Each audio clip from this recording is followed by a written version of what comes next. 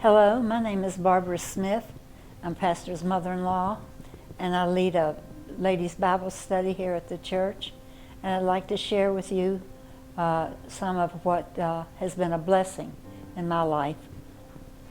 In our Genesis study, we learned about Abraham, and that Abraham walked with God and was called a friend of God. He was the only person in the Bible that actually was referred to as a friend of God. We also know that Noah walked with God. God told Noah that he was going to destroy the earth, and he gave him the instructions on how to build the ark. Then there was Jonah, who was a prophet of God, and he was called to preach to Nineveh, but he chose to disobey. Chapter 1 records the results of Jonah's fleeing from the presence of God. He went down into the belly of the whale. Disobedience always takes us downward, never upward. From the presence of the Lord is the curse of disobedience. How much finer it is to walk as children of obedience, having purified our souls to obedience to the truth. This not only glorifies God, but spares us much trouble. In Psalms 26:1, David says, I have walked in mine iniquity. I have trusted also in the Lord, therefore I shall not slide. Genesis 5:24 tells us that Enoch walked with God.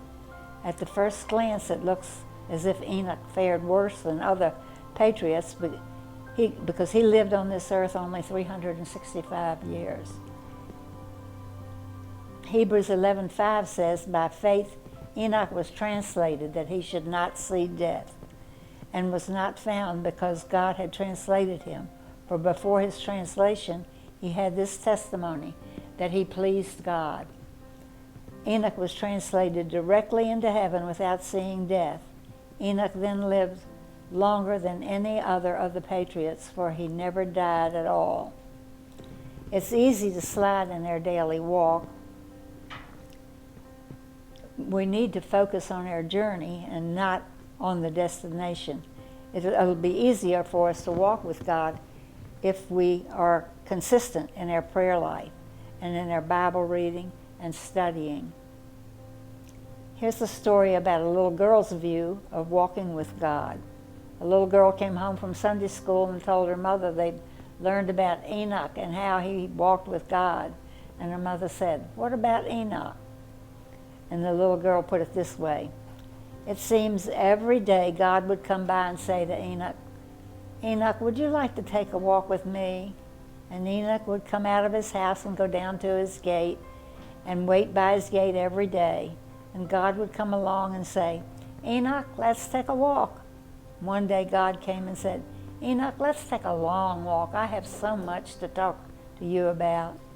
And so they went walking and walking, and Enoch finally said, my, it's getting late. I'd better get back home. And God said to him, Enoch, you're closer to my home than you are to your home, so why don't you come home with me? So Enoch went home with God. The point of walking with God is to keep going. How's your walk with God?